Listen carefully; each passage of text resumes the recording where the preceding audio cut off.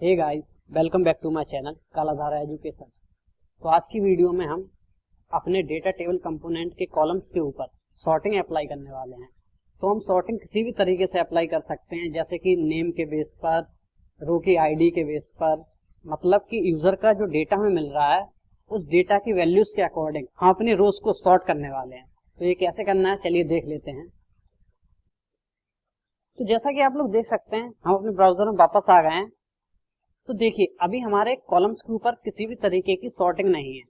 अभी हमें अपने डेटा टेबल कंपोनेंट के अंदर जो कॉलम्स दिख रहे हैं वो किसी भी सॉर्टिंग को फॉलो नहीं कर रहे हैं। जैसा हमें एपीआई से डेटा मिल रहा है वैसा डेटा हमें अपने डेटा टेबल कंपोनेंट में दिख रहा है। तो अगर अब हमको अपने कंपोनेंट के ऊपर सॉर्टिंग अप्लाई करनी है तो हमें अपने डेटा टेबल कंपोनेंट के कॉलम्स को एक प्रॉपर्टी देनी होगी जिसका नाम है सॉर्टेबल, जो कि एक बूलियन प्रॉपर्टी है, मतलब कि एक बूलियन वैल्यू एक्सेप्ट करती है। तो अगर हम अपने डेटा टेबल कंपोनेंट्स के कॉलम्स के अंदर सॉर्टेबल प्रॉपर्टी को ट्रू कर देते हैं तो फिर हमारा वो पर्टिकुलर कॉलम सॉर्टिंग को एक्सेप्ट करने लगेगा और फिर हम उस कॉलम को अपने यूआई में आके सॉर्ट कर सकते हैं। तो ऐसा कैसे करना है, चलिए देख लेते हैं। तो आज की वीडियो में हम जो सॉर्टिंग अप्लाई करने वाले हैं वो हम आईडी कॉलम के ऊपर और नेम कॉलम के ऊपर अप्लाई करेंगे। आप अदर कॉलम के ऊपर करना चाहें तो उधर भी कर सकते हैं, बट जेंडर में मेनली हमें मेल और फीमेल मिल रहा है तो इससे हमें सॉर्टिंग का ज्यादा आइडिया नहीं लगेगा। और वैसा ही केस स्टेटस के साथ भी है, बिकॉज हमें दो ही पैरामीटर मिल रहे हैं, या तो यूजर एक्टिव है या यूजर इनएक्टिव है। इसलिए हम जो सॉर्टिंग अप्लाई करेंगे वो आईडी पर करेंगे, मतलब कि आईडी कॉलम पर करेंगे और नेम कॉलम पर करेंगे। तो चलिए देख लेते हैं कैसे करना है। तो हम अपने कोड में वापस आ गए हैं। तो चलिए अपने नेम और आईडी कॉलम को सॉर्टिंग प्रोवाइड करते हैं। तो नेम और आईडी कॉलम में सॉर्टिंग अप्लाई करने के लिए आपको यहाँ पर एक नया पैरामीटर इनिशियलाइज करना होगा जिसका नाम है सॉर्टेबल, और इसकी वैल्यू ट्रू कर देनी है। और इसको कॉपी करेंगे और यही चीज हम नेम कॉलम के साथ भी कर देंगे। तो ऐसा करने से अब हम अपने यूआई में जाके इन कॉलम्स को सॉर्ट कर सकते हैं। तो चलिए अब अपने यूआई में चलकर इसके आउटपुट को देख लेते हैं। तो जैसा कि आप लोग देख सकते हैं, अपने ब्राउजर में वापस आ गए हैं। तो देखिए, अब जैसे मैं आईडी के ऊपर जाऊंगा तो देखिए यहाँ पर हमको एक अप एरो का आइकन देखने को मिल रहा है, मतलब कि अब हमारे इस कॉलम पर सॉर्टिंग एक्टिव है। तो देखिए, अभी जो हमारी आईडीज हैं वो अनसॉर्टेड हैं, ये किसी भी ऑर्डर को फॉलो नहीं कर रहे हैं। बट जैसे हम इस आइकन पर क्लिक करेंगे तो देखिए अब हमारा जो आईडी वाला कॉलम है वो एक पर्टिकुलर सॉर्टिंग को फॉलो कर रहा है, मतलब कि 2446 सबसे पहले आ रहा है क्योंकि ये सबसे छोटा नंबर है, और 2671 सबसे लास्ट में आ रहा है बिकॉज ये सबसे बड़ा नंबर है। और इसके अकॉर्डिंग हमारी सारी की सारी रो सॉर्ट हो रही हैं।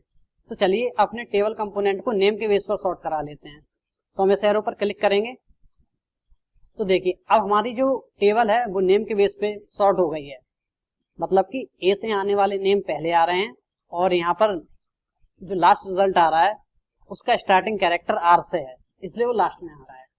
तो देखिए हमने अपने टेबल में सॉर्टिंग अप्लाई कर ली है, बट अगर हम जैसे ही अपने एप्लीकेशन को रिफ्रेश करेंगे तो मैं रिलोड पर क्लिक करता हूं तो देखिए जैसा कि आप लोग देख सकते हैं, हमारा रिलोड करते ही जो हमारे टेबल का डेटा है वो फिर से अनअरेंज हो गया है, मतलब कि फिर से अनसॉर्टेड हो गया है। तो अगर हम ऐसा चाहते हैं कि हमारा टेबल का डेटा लोड हो और वो पहले से ही किसी एक फॉर्मेट में सॉर्टेड हो, या तो आईडी के बेस पे सॉर्टेड हो या फिर नेम के बेस पे सॉर्टेड हो, तो अगर हमको ऐसा कुछ करना है तो हम ऐसा भी कर सकते हैं। उसके लिए हमको इस टेबल कंपोनेंट के अंदर उस पर्टिकुलर कॉलम की आईडी पास करनी होगी। देखिए बाय डिफॉल्ट इनकी आईडी इनके अकरेंस के अकॉर्डिंग होती है, मतलब कि आईडी वाला जो कॉलम है इसकी इस कॉलम की आईडी 1 होगी, नेम वाला जो कॉलम है इसकी आईडी 2 होगी, जेंडर वाला जो कॉलम है उसकी आईडी 3 होगी और स्टेटस वाला जो कॉलम है उसकी आईडी 4 होगी। ये जो आईडी असाइन हुई है ये हमारे डेटा टेबल कंपोनेंट का डिफॉल्ट असाइनमेंट है। हम इन आईडीज को चेंज भी कर सकते हैं, हम चाहे तो नेम को 3 कर सकते हैं, जेंडर को 2 कर सकते हैं, स्टेटस को 1 कर सकते हैं। तो चलिए दोनों ही चीजें देख लेते हैं कि हम कॉलम्स को डिफॉल्ट आईडी कैसे दे सकते हैं, और अगर हम चाहते हैं हमारा डेटा पहले से ही प्री सॉर्टेड हो किसी कॉलम के बेस पर तो वो कैसे करना है ये भी देख लेते हैं। तो हम अपने कोड में वापस आ गए हैं। तो चलिए सबसे पहले हम ये देख लेते हैं कि हमें अपने टेबल डेटा को किसी एक पर्टिकुलर कॉलम पे प्री सॉर्टेड कैसे करना है। तो उसके लिए आपको यहाँ पर एक पैरामीटर पास करना होगा जिसका नाम है डिफॉल्ट सॉर्ट फील्ड, और इसमें आपको उस कॉलम की आईडी पास कर देनी है जिस कॉलम के बेस पे आप अपने डेटा को प्री सॉर्टेड करना चाहते हैं। तो जैसे कि हम अपने टेबल डेटा को आईडी के बेस पे प्री सॉर्टेड करना चाहते हैं, तो हम इसमें पास कर देंगे 1 और एप्लीकेशन को सेव करेंगे। तो चलिए अपने ब्राउजर में चल के देख लेते हैं हमारे एप्लीकेशन के रिफ्रेश करने पर हमें आईडी के बेस पे अपना टेबल सॉर्टेड मिलता है या नहीं। तो चलिए अब अपने एप्लीकेशन को रिफ्रेश कर लेते हैं।